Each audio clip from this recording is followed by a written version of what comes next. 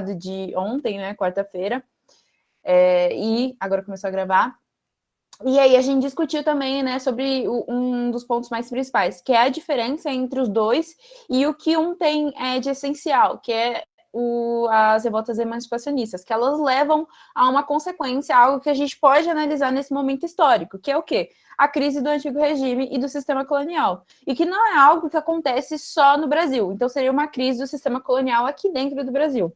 Mas ela também acontece em todo o mundo, assim, que ficava principalmente na Europa, com aquele rolê ocidentalista. Então, o antigo regime começa a cair nesse período na Europa e começam a surgir algumas críticas, né?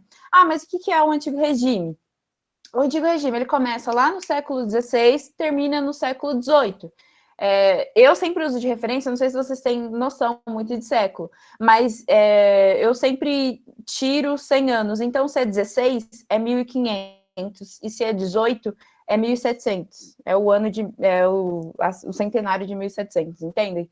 Então, ele dura mais ou menos 200 anos, porque tem o rolê do feudalismo começar a dar um pouco errado, as pessoas começarem a ir mais para os burgos, e aí surge uma sociedade estamental, ou seja, que muda pouco. Então, às vezes, ou você nasceu para ser burguês, você vai ser burguês, ou você é pobre, ou você é nobreza. Não tem como um cara que é burguês, que tem muita grana, que vai começar a ganhar muita grana, se tornar nobreza, por exemplo. Naquela época, podia comprar um título? Podia, mas tinha aquela questão de ter o sangue, ele não era realmente. Então tem esse rolê dessa sociedade endurecida.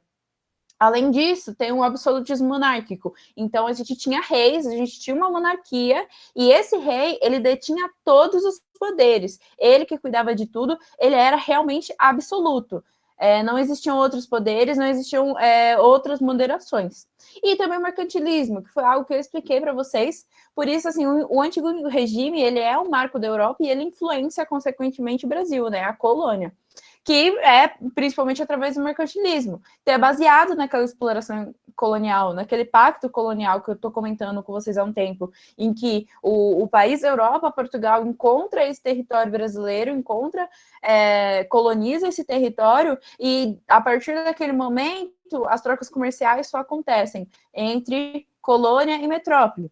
E também é uma sociedade de privilégios jurídicos. Então, assim, eu acho que é bem claro, bem definido isso, numa forma que as pessoas pobres, elas vão ter menos privilégios jurídicos. Se o rei, se a nobreza gosta mais de tal pessoa, ela não vai ser julgada por isso. Se um rei, que é absoluto, detém todos os poderes, faz algo de certa forma injusto, ele não vai ser julgado por isso. Não existe um lado jurídico. Não existe, por exemplo... Nossa, eu esqueci o nome. Eu acho que é jurídico mesmo, é legislativo, executivo e mais um. Não existe um juiz para julgar essa situação, entendem? O nosso maior líder, ele age da forma que ele quiser. E, enfim, esse é o antigo regime, e ele vai ser basicamente destruído pelas revoluções burguesas. Porque os burgueses, eles são essa elite, assim, econômica, gente, porque eles são muito ricos mesmo, eles vão começar a vender muito, mas eles ainda não são totalmente uma elite social, porque acima deles era claro, a nobreza estava em cima. Então, eles vão começar a incentivar essas revoluções. Inclusive, a igreja, por exemplo, ela desapoiava o comércio, ela não tinha bons olhos para pessoas que eram comerciantes, por exemplo. Por isso que surge o protestantismo, que são pessoas que falam, tá ok você correr atrás da sua grana, e tudo isso. Então, vocês vão ver que vai ter várias coisas vão influenciando a mentalidade da época, que é algo que estava insatisfazendo os burgueses, de certa forma. Então, surgem algumas revoluções. A principal, né, é a Revolução Intelectual, né, que é o início de tudo. Então, vem o iluminismo e ele quer trazer a razão acima de tudo. Então, a gente está vendo de séculos, por exemplo, o pessoal iluminista que chama a Idade Média de Idade das Trevas, porque para eles era tudo escuro, era a época da Inquisição, era a época que tudo era pautado no que a igreja pensava, no que a religião pensava, e para eles, naquele momento, já não estava mais favorecendo o lado deles. Então, agora vamos apoiar a razão, vamos apoiar o que faz sentido, vamos tirar o centro de Deus e vamos colocar o centro da discussão no homem, né, no humanismo, todo esse rolê. Consequências dessa revolução intelectual, que é o iluminismo, assim, mais específicas, é o liberalismo econômico. Por exemplo, Adam Smith, ele vai escrever em 1776, fim do século XVIII, A Riqueza das Nações. que vai estabelecer o início do liberalismo econômico mesmo de fato. Então ele vai falar do comércio livre, do laissez-faire, que é tipo, o mercado se autorregula, a gente não precisa de um Estado intervindo. Então vocês veem que muitas vezes, por exemplo, Portugal aqui na colônia fala, vocês não podem vender para a Inglaterra, por exemplo. É o Estado querendo lutar pelo lucro dele. Protecionismo, então vamos colocar mais imposto em quem está tentando vender coisa de fora aqui em Portugal. O vinho da França vai ser mais caro, por exemplo. É um protecionismo. Nesse momento, a Adam Smith pega e fala, não, isso não é legal. O mercado ele consegue se autorregular. E também tem o liberalismo político, que é o pensamento ilustrado, né? Eu dei destaque bastante em colocar os autores, porque foi algo que caiu na FUVEST desse ano, perguntando, iluminismo tal, fale autores. Tipo, era uma questão bem ok. E aí a gente tem como exemplo, a gente tem o Montesquieu, que, por exemplo, vai pegar e falar, vamos criar os 3 poderes, que era o que eu estava falando, legislativo, executivo e jurídico. Eu esqueci, não sei se jurídico é exatamente o terceiro nome, mas Judiciário. É isso. Judiciário, muito obrigada. É o judiciário, então tem esses 3 poderes, e o judiciário ele vai regular, por exemplo, o executivo. Aí tem o Voltaire também, tem o Diderot, tem o Rousseau, que todos basicamente eles falavam assim, no direito de representação dos indivíduos se encontra a soberania. Então o rei ele não pode agir por si só. Os indivíduos eles têm essa soberania. Quando as pessoas se unem, não importa assim, se elas forem a maioria, não importa se elas sejam nobreza ou pobres, não importa, elas vão encontrar a soberania, são elas que mandam naquele lugar, entende? E isso é um embate total com o absolutismo, porque naquele momento era o que o rei queria e ponto, e não o que o povo queria, não o que o povo mandava. Tudo isso vai surgindo e vai influenciando, sabe? Todo esse pensamento vai influenciar, por exemplo, a Revolução Francesa de 1789, que era o que eu estava comentando. Que assim, a mesma elite intelectual que estava fazendo aquela conjuração em Minas, que estava se reunindo, eles estudaram na Europa, porque na época não tinha escola aqui na colônia. Tinha pouquíssimas, e as que tinham, assim, eram coordenadas pela igreja. Se você quisesse fazer faculdade, você tinha que ir para fora mesmo. Então, eles começam a formar esse pensamento lá iluminista, e por isso que eles fazem uma sedição aqui em Minas. E também a maior consequência, assim, principal na história é a Revolução Francesa, que é um golpe fatal no absolutismo, assim. As pessoas se revoltando totalmente com a nobreza, a chegar em um ponto em que, assim, eles matam o rei, eles decapitam o rei. E aí, assim, vem a ascensão da burguesia, vem a ascensão dos burgos, tem aquele lado jacobinismo, e tem o outro, os girondinos, né? Um lado radical e um lado um pouco mais moderado e tal, mas ainda assim significa, de qualquer forma, uma ascensão da burguesia. Agora, a nobreza não era mais quem estava em alta. E também é importante falar da Revolução Industrial Inglesa, né? Que aí, no fim do século XVIII, vai começar a se apoiar em indústrias, que mais tarde vai influenciar todos os outros países, e que vai ser assim, o boom econômico, que assim, se você não está desenvolvendo indústria, é muito provável que você não está entre as potências, né? E aí surge todo esse pensamento, todas as influências de, vamos deixar as pessoas mais livres, a razão está acima de tudo, liberalismo político, econômico, o povo se encontra em si mesmo a soberania, né? E aí vai rolar as independências da colônia. Qual que é a primeira? A primeira é os Estados Unidos, que vai se independer em 1776. É pelo menos a primeira colônia assim, a se independer dentro da América. Isso vai ser algo muito novo, sabe? Eles vão conseguir conquistar a independência, por exemplo, através da ajuda da França, porque a França sempre foi uma rival da Inglaterra. E aí eles vão tentar, né, conquistar a independência, vão entrar em guerra com a Inglaterra, e a França vai ceder ajuda.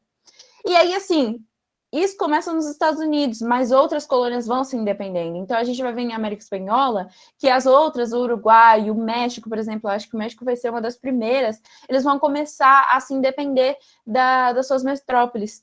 E a gente tem, assim, 3 pontos que a gente vê que dá para caracterizar essas independências. Então, primeiro, essas independências, assim, eu falo em maioria da América, elas são lideradas pela elite colonial, então é o pessoal que fica no topo aqui, por exemplo, no Brasil, ou em cada país, em cada local.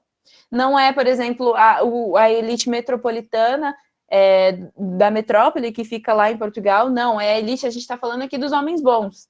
A gente está falando da elite intelectual lá de Minas que foi estudar e que tinha grana para fazer isso. E que, além de tudo, né, como eu falei, é influenciada pelo iluminismo. Todas as elites vão ser influenciadas pelo pensamento iluminista. A exceção que a gente pode dizer é o Haiti, que eu comentei na aula passada, que foi uma ilha, né, colonizada pela França, que continha muitos escravizados, e eles vão se revoltar contra a França no momento que eles sentem que a França está propagando ideais lá de igualdade, fraternidade, não sei o quê, mas não está reproduzindo nas suas colônias, né? Então lá eles vão acabar com a escravização de pessoas, mas na colônia não. Então eles vão se revoltar, eles vão matar todos os senhores de escravizados que existiam na época, vão entrar em guerra com a França, inclusive sobre a liderança da França. Vocês sabem que nessa época, a gente vai comentar mais para frente, Napoleão vai começar assim, invadir vários locais pela Europa, mas ele nunca vai conseguir conter o Haiti. Eles vão resistir bravamente até o período que a França vai desistir. E aí tem muitas consequências econômicas, no sentido que eu falei, que meio que você tinha que ter um tratado naquela época com o país autorizando essa independência. E como isso não vai acontecer, essa independência vai ser à força, muitos países vão ignorar o Haiti, vão deixar de comprar coisas, e tem todas essas consequências que fazem o Haiti até hoje ser um país pobre. Até hoje, se eu não me engano, o Haiti conseguiu pagar a dívida que eles têm com a França, que é o que os países normalmente colonizadores cobram. Então, Portugal cobrou um valor do Brasil para que ele se considerasse oficialmente independente. E também outra coisa interessante de falar é que a maioria deles, né, a exceção é o Haiti, mas eles tiveram apoio da burguesia inglesa, porque a Inglaterra já estava numa fase assim que ela queria o comércio livre. Então, óbvio, eles não vão apoiar a independência dos Estados Unidos, que eles entraram até em guerra. Mas do Brasil, assim, dos outros países dentro da América Latina, eles vão super apoiar, porque quando eles acabam com o pacto colonial, agora eles podem vender o próprio tecido, tudo que eles estão produzindo lá resultado da Revolução Industrial aqui no Brasil. Esses são os exercícios, gente. Eu já deixei o slide, então não vou deixar muito tempo, só vou beber uma água, qualquer coisa, vocês dão uma olhada depois. Aí a gente já iniciou outro assunto, que é o Brasil joanino e a independência, e é o que é importante. A partir do momento que Dom João VI vem para cá para o Brasil, se inicia um processo de independência. Então, assim, uma coisa que eu não sabia, que eu só entrei em contato no cursinho, é que o Brasil ele não se torna independente em um dia, não é em 7 de setembro de 1822 que, pum, o Brasil se tornou independente. Não, tem um processo, tem coisas emblemáticas que vão acontecer, que vão marcar o quanto o Brasil já estava a caminho dessa independência. Então, o início, assim, com a abertura dos portos nas nações amigas. Porque o que vai acontecer? Já é o período napoleônico lá, então a França já estava conquistando vários países da Europa, e Portugal sempre foi muito amigo da Inglaterra, né? A gente viu que eles têm o Tratado de Methuen, que é o Tratado de Pano e Vinho. Portugal não só muito amigo, sempre foi muito dependente da Inglaterra, do comércio da Inglaterra e da grana da Inglaterra. Então era muito importante que essa aliança com a Inglaterra fosse mantida. Só que, como eu falei, França e Inglaterra sempre foram rivais. Aí, o Napoleão, nessa busca, né, de acabar com a Inglaterra, ele vai demandar o bloqueio continental. Gente, tudo isso vocês vão ver com mais detalhes na aula do Edu, tá? Mas vai ser um pouquinho mais para frente, eu estou um pouco adiantada. Mas, enfim, ele vai demandar o bloqueio continental, que é basicamente fazer um bloqueio econômico, então nenhum outro país que ele tinha dominado ia fazer trocas comerciais com a Inglaterra. Não podia, que era uma forma assim, eles sabiam que eles militarmente não ia ser tão fácil de derrotar a Inglaterra, então vamos derrotar a Inglaterra cercando eles, fazendo eles ficarem pobres, sem conseguir vender nada para ninguém. Entendem isso? Aí eles vão fazer esse bloqueio, só que Portugal tinha, né, ele tinha essa dependência, ele precisava ter esse acordo com a Inglaterra, e a Inglaterra estava cobrando que esse acordo fosse mantido, que essa aliança fosse mantida. Então, sabe, chegou o momento, eles ficaram enrolando, se eu não me engano. O bloqueio continental, ele acontece, assim, por uns 2 anos, em 1806, e Napoleão começa a ver que Portugal não está cedendo, ele começa a mandar ameaças. Só que, assim, na época, assim, no meio desse rolê, quem estava no trono era a Dona Maria. Você lembra que foi ela que tirou o Pombal e tal, e ela era meio doida? Então, ela começou a ficar doida com o tempo, mais e mais, e tiveram que deixar um príncipe regente, que era Dom João. Dom João. Na verdade, ele não era sexto na época, só quando ele é coroado rei. Então era o Dom João e tal que estava cuidando meio das coisas. Mas eles não estavam se decidindo que lado eles iam seguir, se eles ficavam em Portugal, por exemplo, e obedeciam Napoleão, se eles eram invadidos pelo Napoleão. Porque assim, a Espanha, por exemplo, era um país que ficava do lado e logo de início se aliou a Napoleão. Só que o que eles não sabiam que ia acontecer é que o Napoleão, mesmo firmando uma aliança, ele vai para lá e invade lá. E ele coloca um primo dele para ser o rei. Então, naquele momento, a Espanha, por exemplo, vai ficar dominada. E isso tem influência na América Espanhola, que a gente vai falar na aula da semana que vem, pelo menos. Mas, enfim, focando aqui no Brasil, o Dom João vai ficar muito meio pá, não sabe o que fazer e tal. Inglaterra pressionando, né? Falando, putz, eu fui seu amigo, a gente tem um acordo, sabe? Vocês não podem e tal. Mas com medo da invasão de Napoleão e tudo. No fim, numa grande pressão, né? Acho que, se eu não me engano, pelo que eu li, era no limite, assim, do momento. Portugal decide fugir, né? Então, em 29 de novembro, lá em novembro de 1807, eles vão sair de lá, de Portugal, né? Vai sair no meio da noite, roubar as coisas, vai roubar tudo de ouro que tem, vai levar as pessoas mais ricas, né? Que mais importavam, assim, dentro da elite, vai juntar tudo, vai ter frota inglesa ajudando, né, a recolher todas essas coisas. Eles vão fugir no meio da noite para chegar aqui no Brasil. Primeiro, eles, se eu não me engano, eles embarcam lá na Bahia e tal, mas depois eles decidem descer mais para ir para o Rio de Janeiro. Isso é logo no início de janeiro, então eles demoram cerca de 3 meses mesmo, é um caos, sabe? Tem histórias que eles passam fome, assim, que eles não levam comida suficiente durante esses 3 meses. Tem surto de piolho, boa parte das mulheres vão ter que raspar o cabelo, sabe? Acaba as roupas, vão ter que começar a se vestir por lençol, tudo isso nessa viagem de Portugal ao Brasil. Aí, enfim, né? Eles vão chegar aqui, chegaram na Bahia, depois vão para o Rio.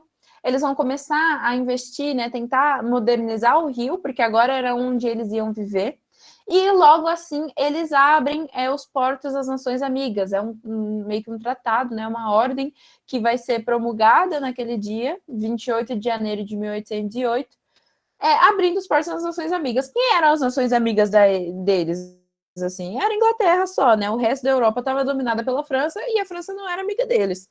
Então, assim, nesse momento agora, o Brasil podia vender e comprar coisas da Inglaterra diretamente. As nações amigas da Inglaterra poderiam vir ao Brasil, ficar nos portos e fazer trocas comerciais.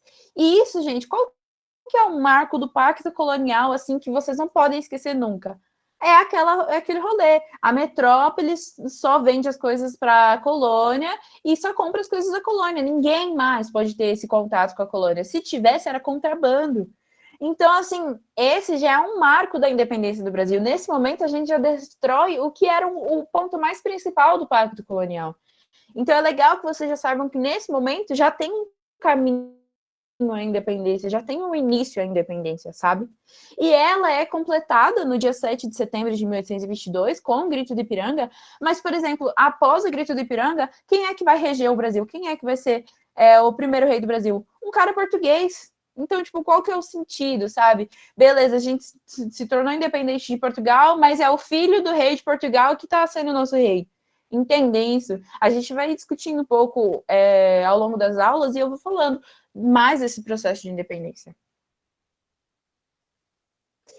Aí vamos falar um pouquinho mais sobre o governo de Dom João no Brasil, né? Então, ele vai de 1808 até 1821, que vai rolar uma revolução lá em Portugal. Eles vão cobrar que Dom João volte para Portugal, lá em 1821.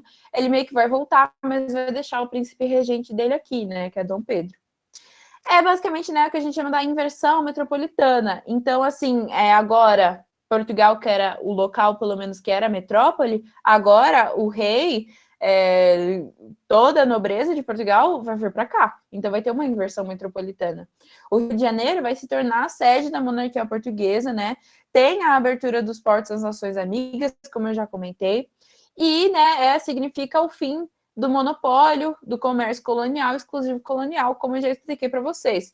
Vai favorecer os comerciantes ingleses e os produtores rurais brasileiros que queriam já vender mais coisas, comprar de outros lugares e tudo. Quais são outras medidas, assim, que é legal de falar desse período? Primeiro, o alvará de liberdade industrial, então eles vão começar a permitir manufaturas, permitir indústrias dentro do Brasil, o que é uma ideia legal, né, que estava comentando com vocês, que assim, Revolução Industrial vai ser um marco econômico, pelo menos, só que não vai ter efetividade. Vocês vão ver que ao longo da história do Brasil, as pessoas têm pouca preocupação com uma certa modernização econômica do Brasil, mas a gente vai discutir isso um pouco mais para frente, lá no segundo reinado. Então, não vai ter efetividade. Eles vão até deixar que as pessoas produzam, mas ninguém vai estar muito afim de fazer isso. Uma coisa legal de falar é que vai ter uma missão artística francesa. Então, eu comentei antes com vocês que Portugal estava pouco interessado em trazer artes, em produzir algo sobre o Brasil. Quem vai fazer isso é o Maurício de Nassau, que vai trazer um cara chamado Franz Post, né? Eu comentei, se tiver uma arte de Franz Post, muito provavelmente eles vão falar de invasões holandesas ou de Maurício de Nassau. Pois bem, tem um artista que marca também a missão artística francesa, que é um cara chamado Debré, Jean-Baptiste Debré.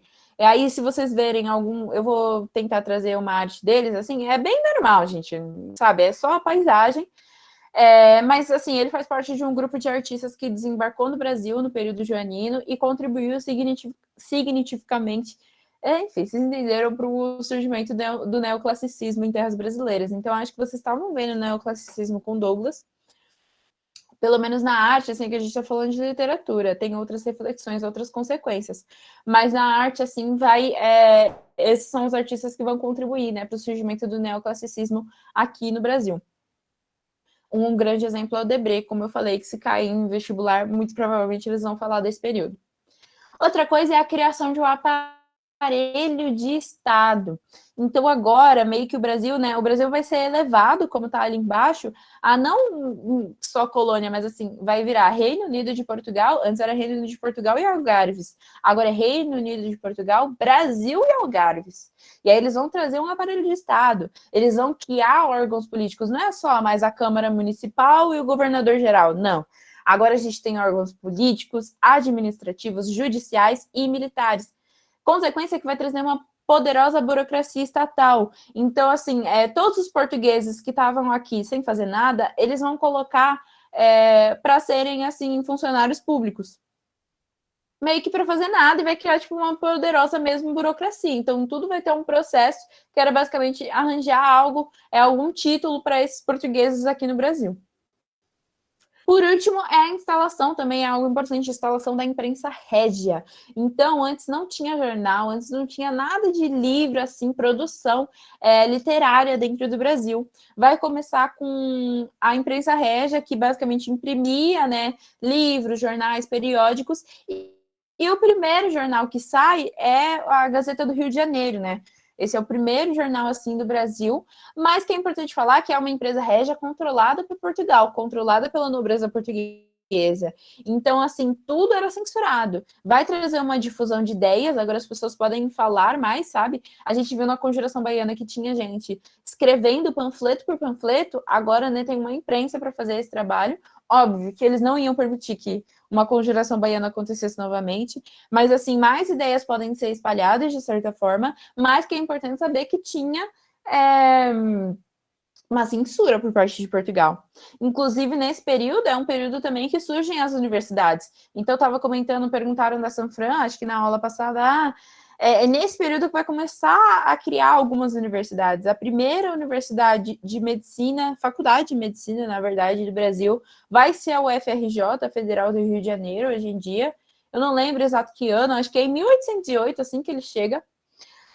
A Sanfran, e assim, vai surgir a faculdade de Direito, só que vão criar duas. Vão criar uma em Olinda, em Pernambuco, né? E outra em São Paulo, que é a Sanfran. E isso vai ser no ano de 1827.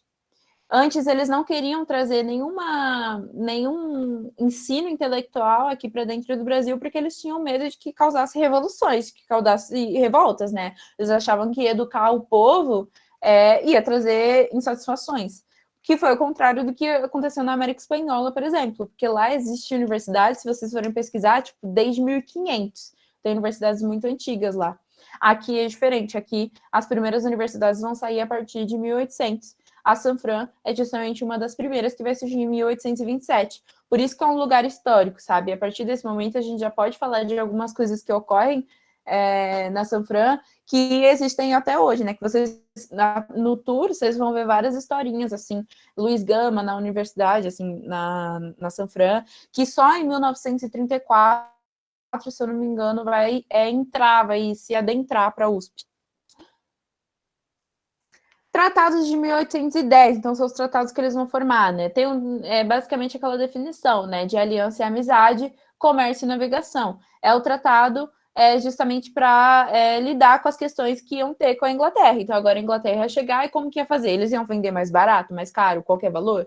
Não, vai receber tarifas alfandegárias preferenciais. Então, assim, em teoria, a Inglaterra tinha uma tarifa assim de 15%, Portugal tinha 16%, e vocês verem quanto Portugal é cadelinha da Inglaterra em várias situações. Em pano e vinho, eles vão se ferrar, e eles vão dar boa parte do ouro que eles acham no Brasil para a Inglaterra financiar a Revolução Industrial. Aqui eles estão fazendo um tratado da colônia deles, e eles estão topando pagar 1% mais caro.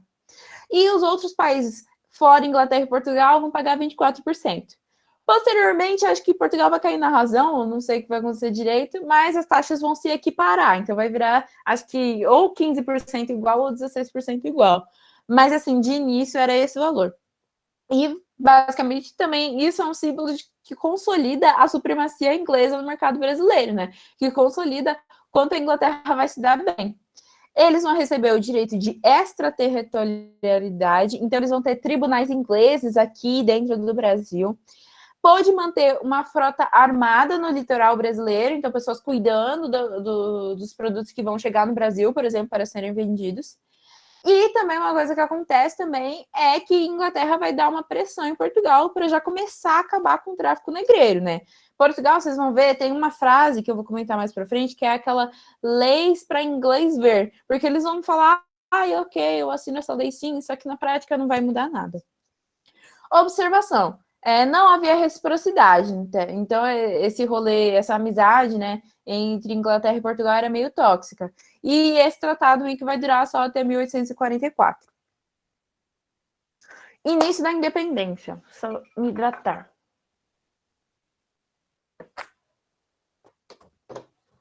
Revolução Liberal do Porto em 1820. Então eu falei que em 1821 Dom João vai ter que voltar, né? O que vai rolar? Essa Revolução Liberal, que é liderada por uma burguesia arruinada. Então o que acontece?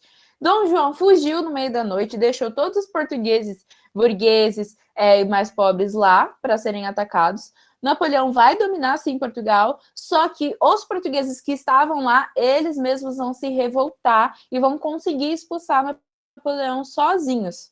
Vai passar uma cota e eles vão começar a falar, beleza, a gente viu que a gente teve que cuidar de tudo, a gente carregou essa guerra, né, esse livramento do Napoleão sozinhos, a gente carregou nas costas sozinhos, a gente precisa ver o que vai fazer. Eu falei para vocês que o antigo regime estava começando cada vez mais a decair.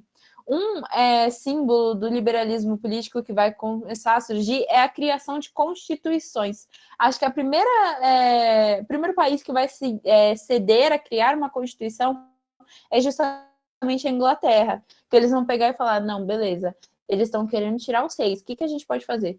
Vamos falar que a gente vai criar uma constituição, vamos criar um parlamento para parecer que eles estão no controle. E na época foi mais ou menos isso, através da Carta Magna. Tanto que até hoje, meio que, né, a gente ainda vê uma monarquia na Inglaterra. Mas, óbvio, a gente vai mudando. Hoje em dia o parlamento tem muito mais valor político do que a rainha da Inglaterra hoje em dia. Mas na época eles vão dar essa criação de constituição e vai rolar em outros países, em outros locais da Europa. Vai surgir, consequentemente, em Portugal. Então, eles vão começar a falar, ou a gente cria uma monarquia constitucional, então a gente perdoa você e deixa você voltar para reger a gente, né? Porque não é possível que você vai querer ficar na colônia, isso não é permitido. Ou a gente se torna independente e larga vocês e faz uma república aqui mesmo, vocês que escolhem. E aí ficou essa pressão. Dom João eventualmente teve que voltar para não perder aquele território. Então eles vão exigir a volta de Dom João VI. Ele vai voltar em abril de 1821, com 4 mil portugueses, né, que ele deve ter levado em 1808. Eles vão fazer uma constituição liberal, como eu comentei, né? E aí vai conter uma Assembleia Legislativa, que é interessante falar que eram 275 deputados portugueses e tal, e 75 brasileiros, então o Brasil tinha um espaço na Assembleia Legislativa lá de Portugal, e eles querem tentar recolonizar o Brasil, fazer o Brasil voltar à situação de colônia, né? Só que eles vão deixar também o Dom Pedro aqui, que vai de 1821 a 1822. As elites aristocráticas não queriam de forma alguma recolonização, que era o que eles estavam tentando, né? Eles exigiam o livre cambismo e tal, né? Aquela situação de conseguir fazer as trocas comerciais de forma um pouco mais livre, como eles estavam conseguindo com a Inglaterra. Aí tem a burocracia estatal portuguesa não queria perder os seus cargos, a burocracia que foi formada, assim, não queria perder.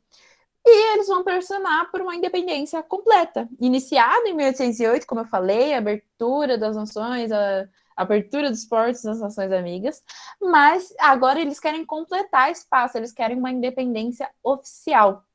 Então, essa independência completada, ela é um arranjo político da elite que não queria de forma alguma, vai ficar muito em cima de Dom Pedro para falar, não, vamos se tornar independente, vamos lá, vamos lá. E tinha pequena, nossa, mínima participação popular. Eles não ligavam para o que os escravizados, os colonos mais humildes tinham de interesse. Não, era um rolê organizado justamente pela elite colonial, como eu comentei lá no início. E aí, consequentemente, rola o grito do Ipiranga, basicamente, Dom Pedro estava numa viagem, eu não me lembro de que local é que local. Eu lembro que eu li uma vez que ele estava até passando mal, que ele tinha comido uma comida ruim, estava com diarreia o dia inteiro.